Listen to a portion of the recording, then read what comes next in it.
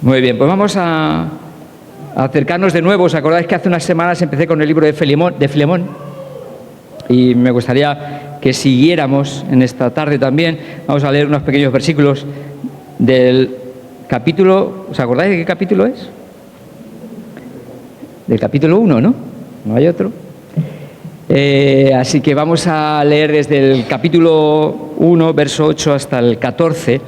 Y vamos a ver una serie de reflexiones sobre un tema muy importante en la vida del cristiano, algo que es vital para un cristiano, tanto porque lo experimenta como porque lo tiene que vivir y compartir con otros. Y eso es precisamente uno de los temas centrales de la carta, y tiene que ver con el perdón. Y el perdón es parte de lo que ahora en esta carta nos va a invitar el Espíritu Santo. Vamos a orar, y permitidme que ore y que pida también su ayuda, tanto para los niños y la escuela dominical, como también para nosotros. Amén. Señor, te damos gracias porque tenemos la tremenda bendición de tener en nuestras manos tu palabra. Hay hermanos que no tienen esa oportunidad. Nosotros la tenemos. Señor, ayúdanos a disfrutar de ella. Ayúdanos, Señor, a profundizar en tu palabra, a meditar en tu palabra. Ayúdanos a dejar que tu palabra sea la que dirija nuestros pensamientos, nuestros sentimientos, nuestras decisiones. Señor, ayuda a que tu palabra sea la guía de nuestro caminar. Para eso nos la has dejado y necesitamos que tú nos ayudes y nos dirijas en medio de esta vida. Gracias por tu palabra. Bendícela. Bendice a los niños que están recibiendo también tu palabra en esta tarde. Prepara sus corazones para escuchar tu voz, para dejar que tu palabra siga dirigiendo sus vidas, llevándoles a conocerte y a seguirte con todo su corazón, Señor. Señor, usa a los maestros de la escuela dominical. Úsales, pon en sus bocas palabras, Señor, para bendecir a esos niños. Y úsales, Señor, en sus vidas. Queremos rogarte que tú te glorifiques y que podamos ver a esos niños el día de mañana como jóvenes que te aman y te siguen con todo su corazón. Y, Señor, ayúdanos también a nosotros a que tu Espíritu Santo siga moldeando nuestros corazones por tu palabra y para tu gloria, Señor. Gracias, Señor, por tu palabra, por este tiempo. Bendícelo en el nombre de Jesús. Bueno, la carta a Filemón es una carta en la que creo que hay muchas lecciones prácticas para nuestra vida. No es, como decía la otra vez, no es tanto una carta doctrinal, pero sí es una carta que evidentemente va a trabajar algunos principios y sobre todo verdades que van a ayudar en las relaciones. Y eso es lo que sobre todo vamos a ver en esta tarde. Versículos que nos van a ayudar a ver cómo nuestras relaciones tienen que ser moldeadas por las verdades de la palabra y cómo nos van a ayudar a poder desarrollar relaciones sanas en nuestro caminar, en nuestra vida cristiana. El libro los versículos que vamos a ver son del 8 al 14. Me gustaría que antes de leerlos hacer algunas preguntas. Sabéis que me gustan. ¿Qué es el perdón? Desde la perspectiva bíblica, ¿en qué consiste? ¿De qué estamos hablando cuando hablamos de perdón? Otra pregunta que me gustaría que pudiéramos ver es, ¿y si una persona que nos ha dañado, que nos ha ofendido, no se arrepiente? ¿Debemos perdonarle? ¿Podemos perdonarle? Perdonar depende de si lo siento. Bueno, son cosas que me gustaría que pudiéramos meditar brevemente en esta tarde. Vamos a leer los versículos del 8 al 14 de Filemón. Dice, versículo 8, por lo cual, aunque tengo mucha libertad en Cristo para mandarte lo que conviene, más bien te ruego, por amor, siendo como soy Pablo ya anciano y ahora además prisionero de Jesucristo, te ruego por mi hijo Onésimo, a quien engendré en mis prisiones, el cual en otro tiempo te fue inútil, pero ahora a ti y a mí nos es útil, el cual vuelvo a enviarte. Tú pues recíbele como a mí mismo. Yo quisiera retenerle conmigo para que en lugar tuyo me sirviese en mis prisiones por el Evangelio, pero nada quise hacer sin tu consentimiento, para que tu favor no fuese como de necesidad, sino voluntario. En estos primeros 2 versículos, Pablo va a lanzar una petición a Filemón. Está escribiéndole y le va a pedir algo, y está esperando que ese algo él lo pueda hacer, y de algún modo lo que vamos a ir viendo es que el perdón nace de un corazón que ha sido transformado por Dios, y eso es precisamente lo que está esperando también Pablo. En los versículos 8 y 9 Pablo está pidiéndole algo a Filemón, ¿no? Dice: por lo cual, aunque tengo mucha libertad en Cristo para mandarte lo que conviene, Pablo está diciendo que podría mandarle algo, lo que conviene, ¿vale? Lo que conviene nos recuerda a un capítulo de 1 Corintios. ¿Alguien se acuerda? Capítulo 10, ¿no? Cuando habla en el versículo 23, ¿no? No todo me es lícito, pero no todo conviene, ¿no? Y resuena un poco esos versículos del capítulo 16. Pero está hablando de algo que realmente necesita aplicar a su propia vida y que evidentemente tiene que vivir. Y le está diciendo que no va a pedírselo bajo su autoridad apostólica, no va a ser algo que va a estar pidiéndole desde esa autoridad espiritual que podría. Por eso dice el texto: aunque tengo mucha libertad en Cristo para mandarte. Yo podría hacerlo perfectamente. Tengo la autoridad espiritual para pedirte esto. Pero no lo va a hacer de ese modo. Él está queriendo pedirle no tanto algo bajo una autoridad espiritual que podría, y que de hecho lo ha hecho en muchas cartas. 1 Corintios, una de ellas, 2 Corintios, Gálatas, donde también está mandándoles y diciéndoles por la autoridad. De hecho, en la mayoría de esas cartas, él empieza: Pablo, apóstol de Jesucristo. Y en medio de esas situaciones va a tratar con temas doctrinales, temas de conflictos en medio de la propia iglesia. Hay una serie de situaciones que Pablo tiene que enfrentar, y con la autoridad que Dios le ha dado, pues va a guiar a la iglesia, va a instruir a la iglesia, va a exhortar a la iglesia para que se conduzca en la voluntad de Dios. No es tanto esa situación la que Pablo quiere ahora aquí presentar, sino está hablando más de una petición que tiene un tono más personal. Por eso va a decir lo siguiente en el siguiente versículo, ¿no? Dice: más bien te ruego por amor. Más bien te ruego por amor, siendo como soy, Pablo, ya anciano y ahora además prisionero de Jesucristo.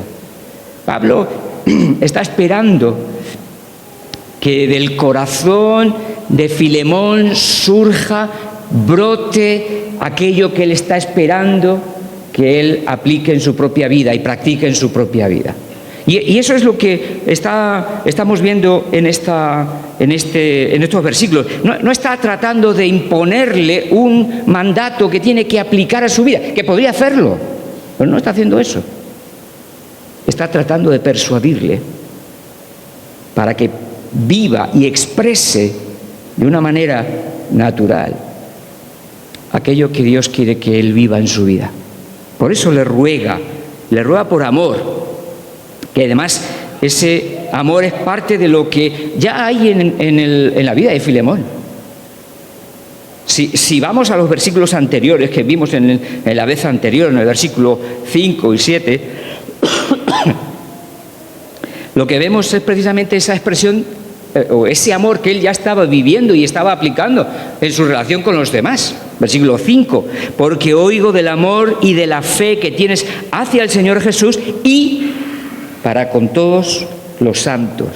Esa era una realidad que él estaba aplicando en sus propias relaciones con los demás.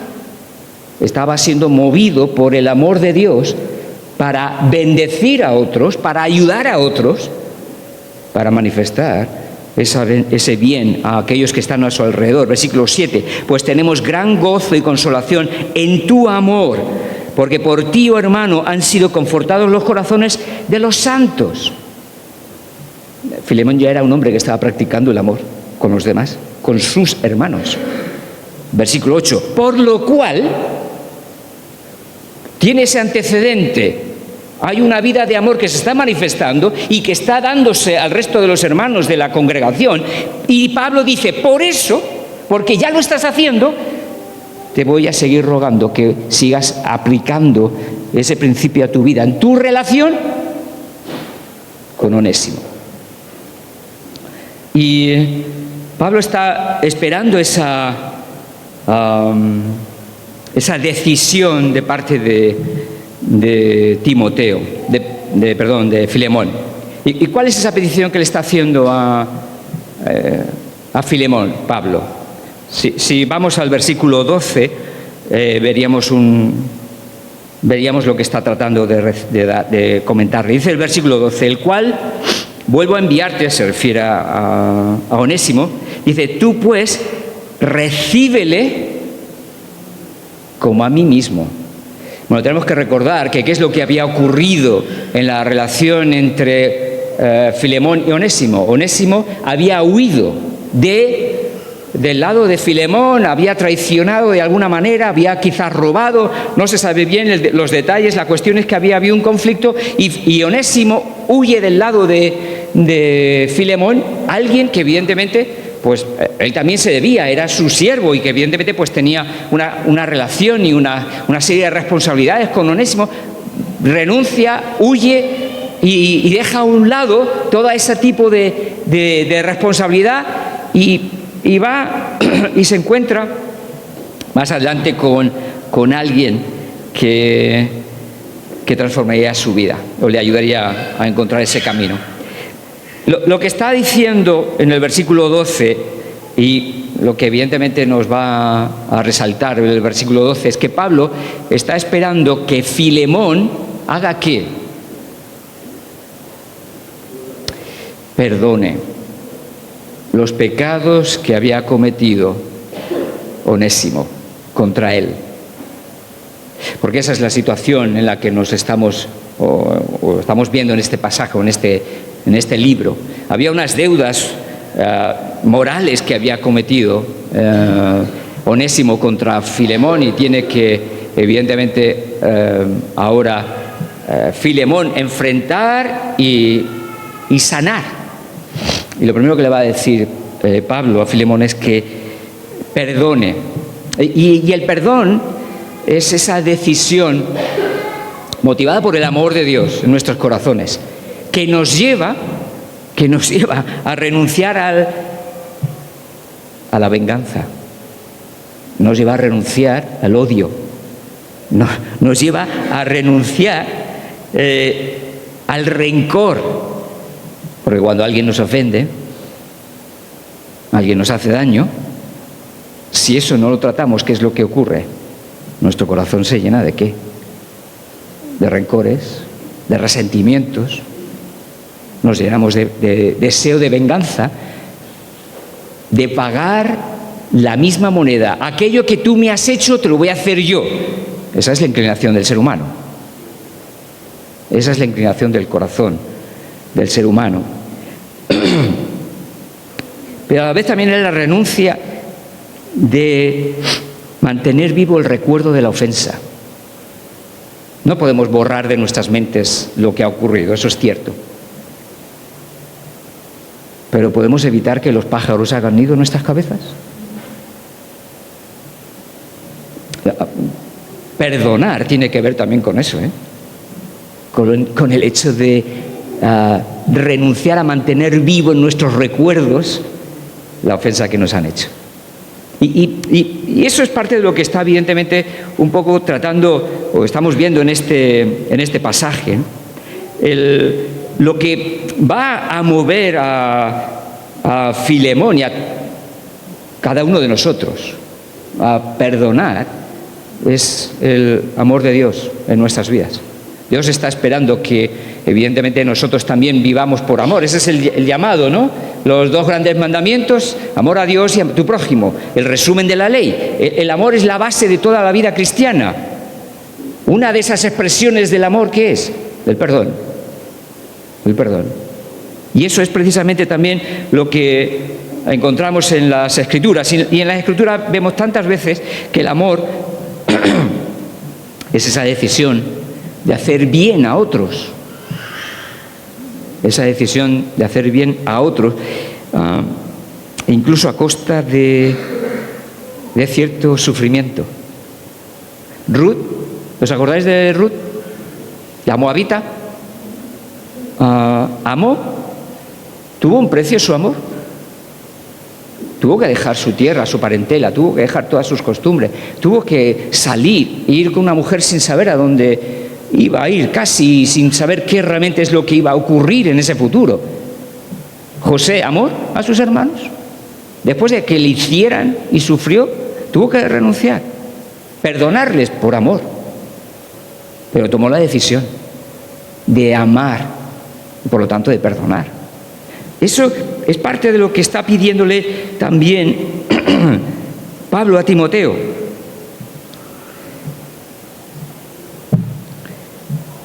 Perdonar no es una cuestión de emociones, si te nace del corazón, sino si esperamos a que nazca de nuestro corazón. Yo te aseguro que muchas veces no perdonaríamos. El perdón no existiría si esperamos a eso.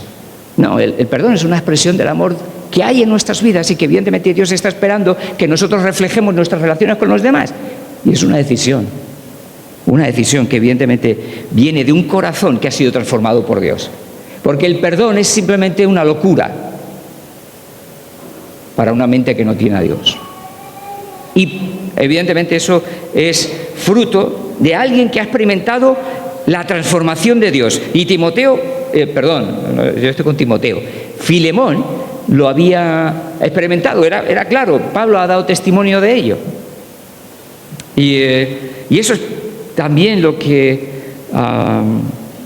el Señor está queriendo hacer en nuestras vidas, aquellos que hemos sido transformados por el Espíritu de Dios. Esa transformación en nuestras vidas nos tiene que conducir a ser diferentes. Una de esas maneras en las que nosotros somos diferentes es perdonando al que nos ha hecho daño. Una pregunta. ¿Estás en alguna situación ahora en la que tú tienes que perdonar a alguien?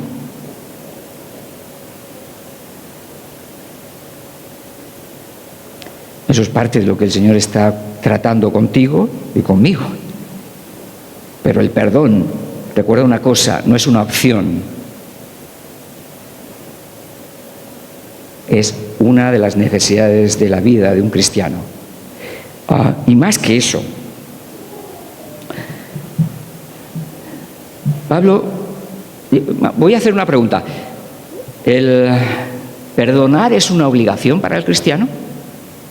No es una obligación en el sentido de que tenemos que cumplir una norma de manera legalista y fría. No es una obligación en ese sentido. Pero en las Escrituras se muestra claramente que una de las evidencias de que alguien ha conocido a Dios es que perdona a su prójimo. Sí.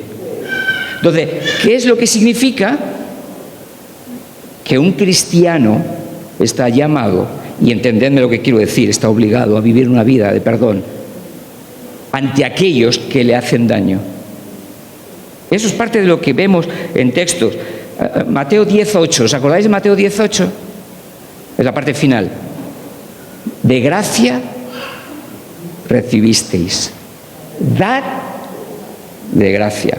Y Mateo 6, vamos a buscar Mateo 6, es el texto de la oración del Padre Nuestro, donde también el Señor nos deja ese modelo de oración y termina con esos 2 versículos, el 14 y el 15, y precisamente habla del perdón, justo en la oración del Padre Nuestro.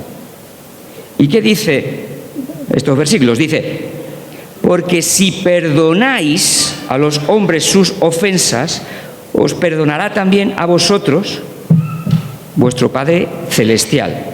Mas si no perdonáis a los hombres sus ofensas, tampoco vuestro Padre os perdonará vuestras ofensas. A veces esto se entiende como que necesitamos nosotros perdonar, si no, no vamos a recibir el perdón de Dios. Es como si fuera una ley legalista, que solo tenemos respuesta en función de si nosotros perdonamos. Bueno, quizá la manera de entender estos versículos es que hay una evidencia que brota en el corazón de aquellos que conocen a Dios y que son perdonados, que perdonan. Porque han sido ¿qué? Porque se dan cuenta de que han sido ¿qué? Perdonados. Porque eso es precisamente también lo que está ocurriendo en aquel que ofrece y que está dispuesto a dar perdón. Es alguien que es consciente de que ha sido perdonado. En la medida de que nosotros somos conscientes de que hemos sido perdonados por Dios, estamos dispuestos también a perdonar a otros. De hecho, Mateo 18, me gustaría leerlo.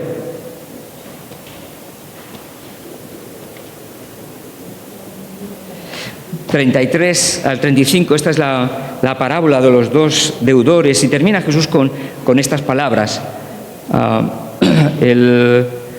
Tenemos aquí a los dos deudores, uno que debía una cantidad exageradísima, el otro que debía una cantidad muy pequeña, al siervo que había sido perdonado, y este primer siervo pues no le perdona, ¿no? Lo mete en la cárcel hasta que le pague todo lo que le debía.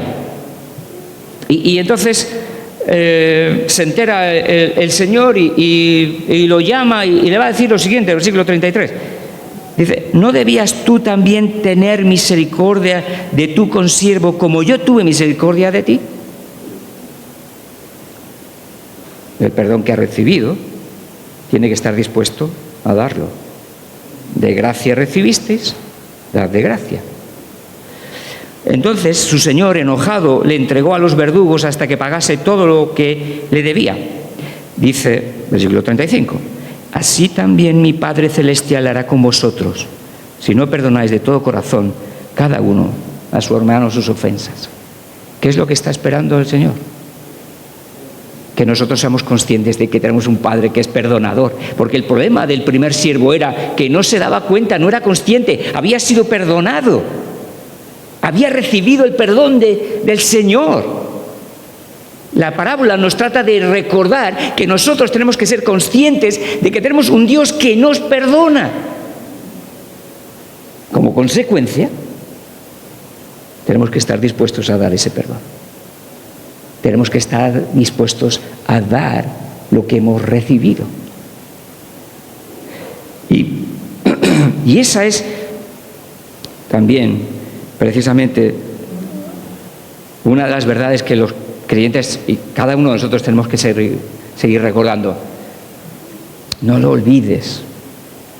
Dios te ha perdonado todos tus pecados. Los ha lanzado al fondo del mar. Los ha alejado del oriente como del occidente. Todos.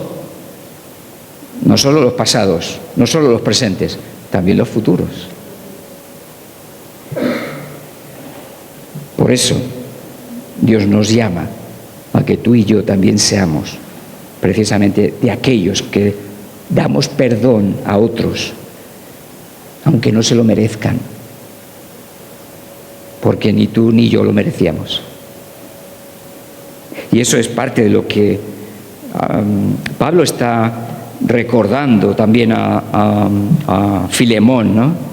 Él está esperando, esa es la petición que le está haciendo, y la petición que él está esperando que cumpla de corazón, por amor, con Onésimo. Y hay algo que me gustaría recordar: cómo vivir esa vida de perdón. Porque a veces perdonar es difícil, ¿no? No es fácil siempre, ¿a que sí?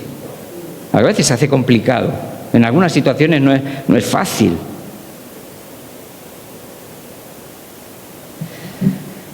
¿Cómo puedo vivir? ¿Cómo puedo perdonar de corazón cuando me han herido, cuando me han hecho daño? Bueno, hay solo un secreto.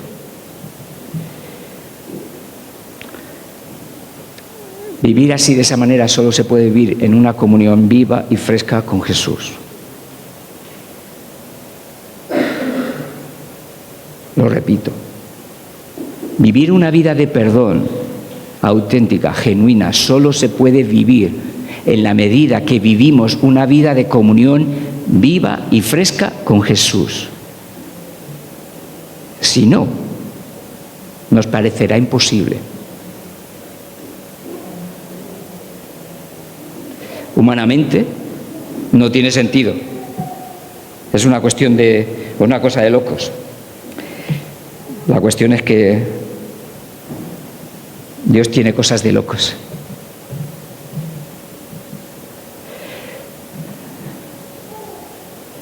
En la medida en que nuestras vidas tienen en cuenta que necesitamos depender constantemente de Jesús, y desarrollamos y fomentamos y practicamos y buscamos una comunión viva, fresca, real con Jesús, vamos a recibir la fortaleza que nuestras vidas no tienen. Y necesitamos esa fuerza y esa ayuda de parte de nuestro Dios. Es en Jesús donde nosotros encontramos la fuerza para perdonar, el aliento para olvidar, para desechar el rencor y el deseo de venganza que brota de nuestros corazones. Corazones que todavía están en ese proceso de transformación. Y eso es lo que está pidiendo a Pablo a Filemón. Y le va a dar ahora como una...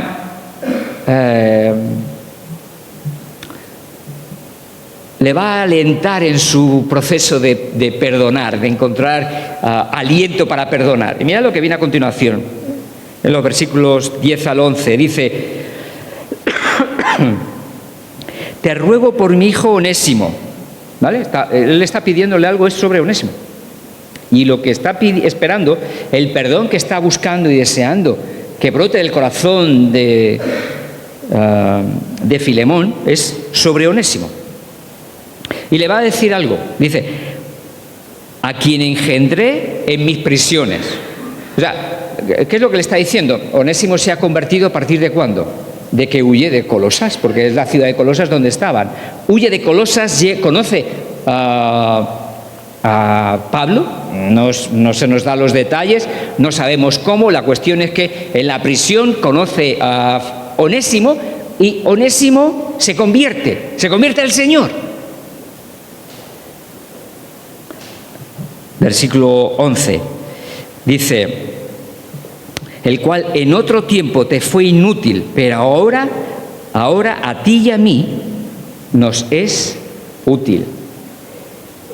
Pablo lo que está haciendo es resaltar la conversión de Onésimo, ¿vale? Resalta el hecho de que ha conocido al Señor de verdad, y por lo tanto también tenemos que deducir que lo que está expresando y queriendo decir aquí es que Onésimo se ha arrepentido de sus pecados, se ha arrepentido de sus ofensas también contra Filemón, y que ha habido un cambio en su vida, ha habido un cambio en su corazón. Ahora es una nueva criatura.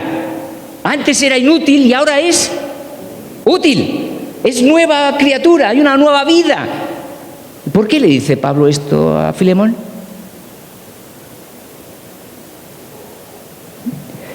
Para mostrarle, alentarle en esa petición que le está haciendo.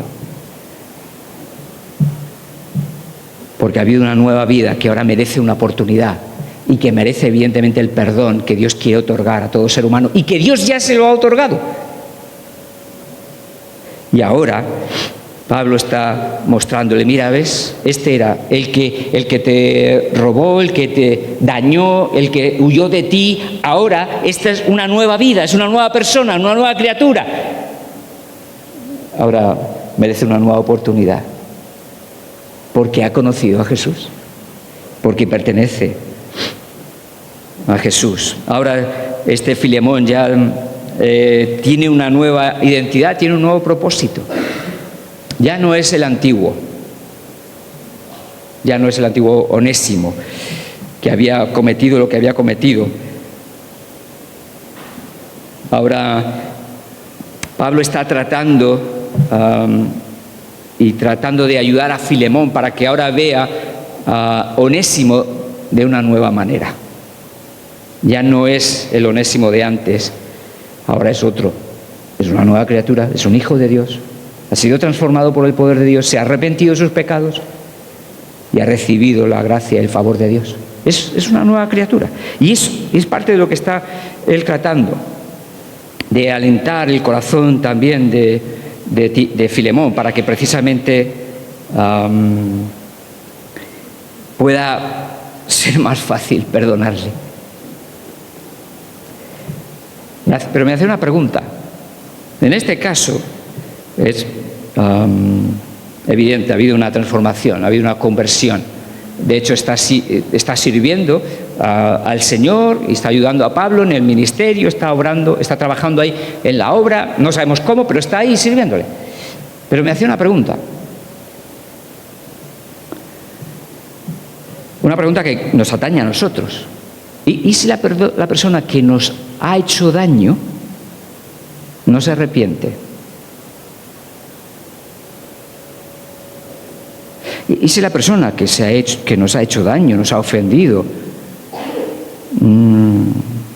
para nada se ha convertido, se mantiene en sus 13, incluso niega que haya hecho daño?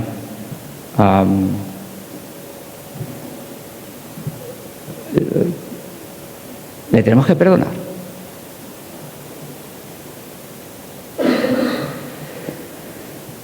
Porque algunos textos sobre todo en Lucas 17, algunos textos dan la sensación de que hay que perdonar a aquel que se arrepiente.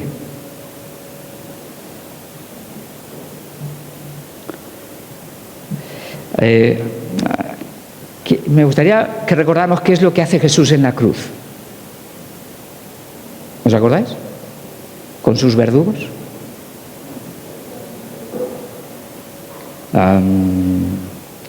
¿Os acordáis las palabras que dice Jesús? ¿Qué dice? Perdónalos porque no saben lo que hacen. ¿Qué es lo que estaba reflejando ahí Jesús? ¿Cómo?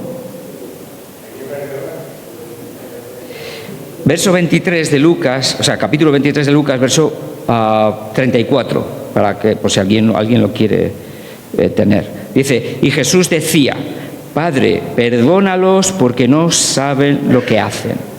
Perdónalos. Está expresando su deseo de perdón sobre estas gentes.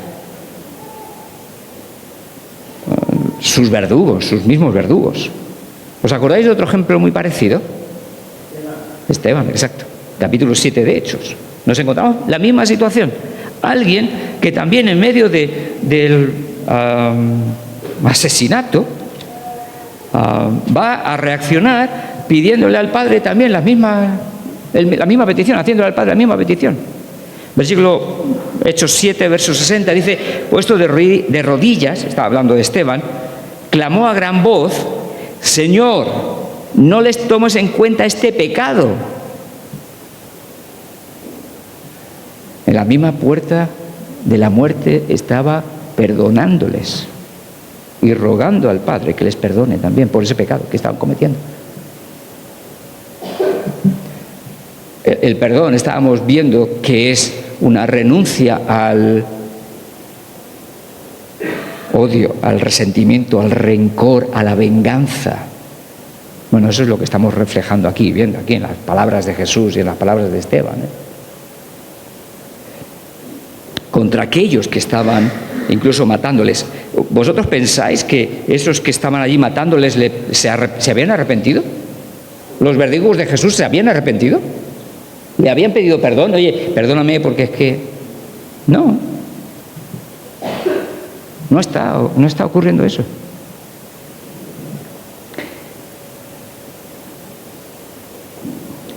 Romanos 12, un pasaje tremendo y precioso, nos va a decir lo siguiente a partir del verso 17. Dice, no paguéis a nadie mal por mal. Si alguien te hace daño, no le devuelvas el daño. Es una manera de poder decirlo de otras palabras. Dice, procurad lo bueno delante de todos los hombres, lo bueno, el bien, dad bien. De hecho, va a terminar el capítulo diciendo eso. Si es posible, en cuanto dependa de vosotros, estad en paz con todos. Lo cual significa que a veces nosotros podemos tener la intención de estar en paz con alguien, pero otro no. De eso es cuenta suya. Pero tú intenta estar en paz. Es decir, ahora hablaremos de lo que eso significa, porque el verbo perdonar tiene un sentido. Versículo 19, no os venguéis vosotros mismos, amados míos. ¿Qué es la falta de perdón? Es venganza. Dice, no os venguéis vosotros mismos, sino dejad lugar a la ira de Dios. Es cosa de Dios, déjalo en sus manos, porque escrito está, mía es la venganza, yo pagaré, dice el Señor. Dice, así que si tu enemigo tuviera hambre, dale de comer. Si tuviere sed, dale de beber. Pues haciendo esto, ascuas de fuego amontonarás sobre su cabeza. Y ese es el versículo que también me gustaría dejar. Dice, no seas vencido de lo malo, sino vence, ¿cómo? Con el bien, el mal. Ese es el llamado que también tenemos como creyentes. Aún con aquellos que nos han hecho daño y no se arrepienten de sus pecados. Pero ¿sabe por qué es necesario y es bueno?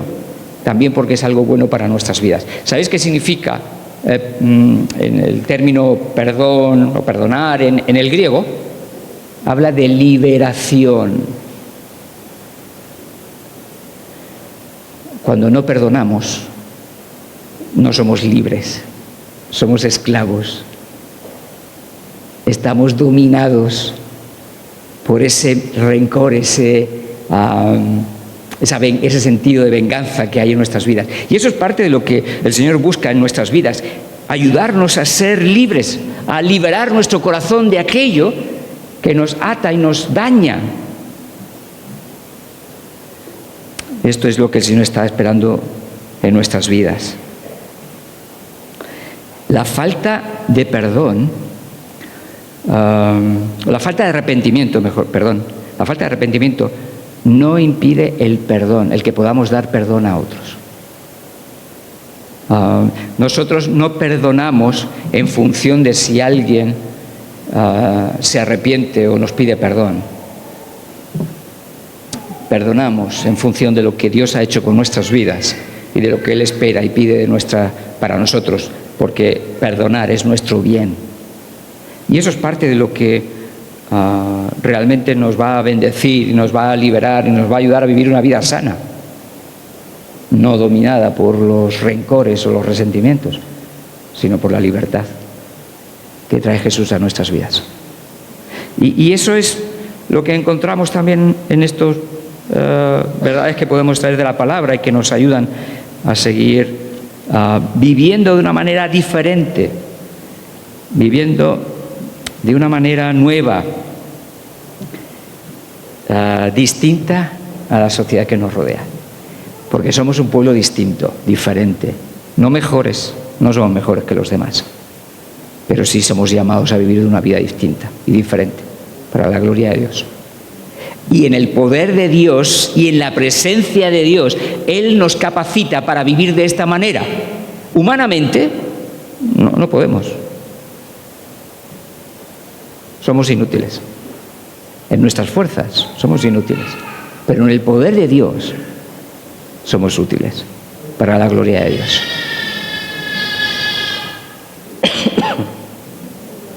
Y vamos a ver otro aspecto en las relaciones que evidentemente es fruto Es parte de lo que en este caso sí va a ocurrir. Cuando alguien no se arrepiente de sus pecados y nosotros perdonamos, podemos perdonar, pero la relación con esa persona tiene un freno, tiene algo que estorba. Bueno, en este caso es precisamente lo que ahora Pablo le va a mostrar que no ocurre en el caso de Filemón y de Onésimo. Versículo 12. Dice, el cual vuelvo a enviarte, tú pues recíbele. ¿Cómo tenía que recibirle? Como a mí mismo. No solo le está diciendo perdónale sus pecados, no le está diciendo solo eso, le está diciendo más que eso. Perdónale, pero reconcíliate con él, restaura tu relación con él, busca la sanidad en vuestra relación. ¿Qué es lo que tenía que hacer? ¿Cómo iba a tratar Filemón a Pablo? Imaginaos cómo lo trataría. ¿Con respeto? ¿Con amor? Seguro, ¿verdad? Pues de la misma manera que está deseando Filemón tratar a Pablo, Pablo le está diciendo a Filemón, trata tú así a aquel que te dañó, que te ofendió. Dios le está diciendo, y nos está diciendo a nosotros también, que un auténtico perdón nos lleva a restaurar la relación con aquel hermano. Porque evidentemente estamos hablando también de las relaciones en medio del pueblo de Dios, Y nos está invitando a que nosotros también nos recibamos mutuamente, porque nos ofendemos mutuamente, ¿o no? O nunca nos ofendemos nosotros, o nunca nos dañamos. Sí, claro que lo vamos a hacer. ¿Lo hemos hecho? Lo podemos hacer. Y seguro que mañana va a ocurrir también. En medio de esas situaciones, ¿qué es lo que Dios está esperando? Que nos perdonemos, que nos arrepintamos de nuestros pecados. Porque Onésimo se había arrepentido, Y esa relación se había restaurado. No nos dice el libro, no sigue con la historia de lo que ocurrió cuando llegó Filemón, pero yo por sentado que eso ocurrió. De que hubo una relación rota que se sanó por el poder de Dios. Y Dios intervino en uno y en otro para que esa relación se sanara. Y ahora pudieran convivir, amándose, respetándose, cuidándose, bendiciéndose el uno al otro, por el poder de Dios. El perdón, vemos claramente aquí que busca la reconciliación, la restauración de la relación. A veces es difícil, ¿no?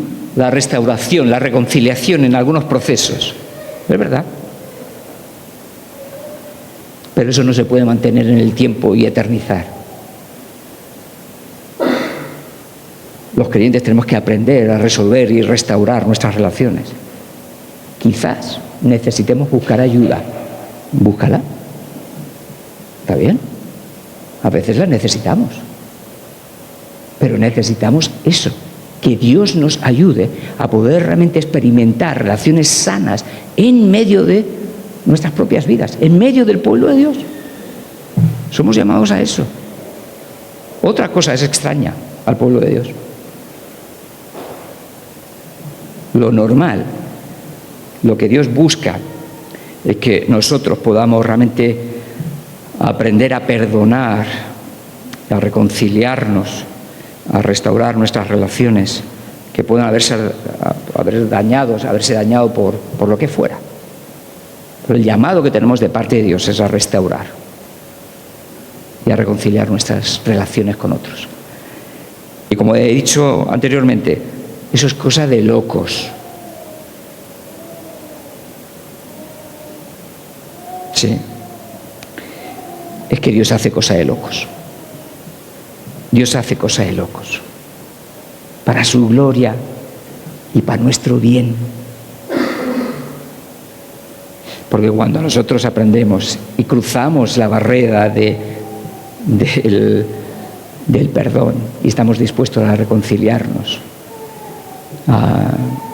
eso es una bendición que Dios también trae a nuestras vidas. Y eso puede ocurrir en nuestros matrimonios, Nuestras relaciones a veces friccionan, ¿no? ¿Los matrimonios no sufren eso a veces? Vosotros todavía... Ya llegará, ya llegará. Es parte de la realidad. ¿Qué es lo que tenemos que aprender? Es a contemplar y ver cuál es el plan y el propósito que Dios tiene para nuestras relaciones. Y tenemos que perseguirlo. Tenemos que buscarlo. No va a llegar por casualidad. Llega porque hay hombres y mujeres de Dios que quieren perseguir la voluntad de Dios en sus propias vidas. Y eso somos tú y yo, que necesitamos vivir bajo la voluntad de Dios, no bajo nuestros sentimientos, pensamientos o deseos, sino bajo los pensamientos, deseos y sentimientos de Dios. Dios nos llama a una nueva manera de vivir, que para el mundo es locura, es cierto. Porque vivir de esa manera es una manera sobrenatural, pero que Dios ha venido a ayudarnos para vivir de esa manera. Y Dios nos llama a vivir bajo el ejemplo de esta sencilla carta que estamos viendo y cómo Dios está guiando a Pablo para ayudarles a restaurar su relación y a vivir la reconciliación como parte de la obra de Dios en sus propias vidas. Amén. Señor, gracias por la carta de Filemón, por las verdades, Señor, que en tu palabra encontramos. Gracias por el ejemplo, por las lecciones, por los principios que podemos, Señor, cada uno de nosotros también aplicar a nuestras vidas. Señor, ayúdanos. Y ayúdanos a vivir en esa dependencia, Señor, de ti. Ya no vivo yo, dice Gálatas. Señor, ayúdanos a que ya no vivamos nosotros, sino vivas tú, por la fe en nuestras vidas, en nuestros corazones. Y seas tú el que obres y nos dirijas a vivir para tu gloria y a realmente vivir esa manera, esa vida sobrenatural que tú esperas de cada uno de nosotros. Ayuda a cada uno de mis hermanos, Señor, a vivir como tú quieres que vivamos. No depende de nuestras fuerzas humanas, depende de tu ayuda, del poder de tu Espíritu Santo. Y gracias porque tenemos al Espíritu Santo morando en nosotros. Señor, ayúdanos, danos las fuerzas, danos el entendimiento, danos el amor, danos la comprensión, danos lo que necesitemos para poder vivir de acuerdo a tu voluntad en nuestras vidas, en nuestras relaciones, y que nuestras relaciones, Señor, sean instrumento para darte gloria a ti también. Señor, gracias por tu presencia en nuestras vidas. Gracias porque no estamos solos. Gracias porque, aunque Satanás nos tienta, intenta derribarnos, más fuerte eres tú que él. Y a ti es a quien recurrimos y queremos recurrir para que nos ayudes en cada situación. Señor, llévate la gloria y gracias por tu palabra. En el nombre de Jesús. Amén.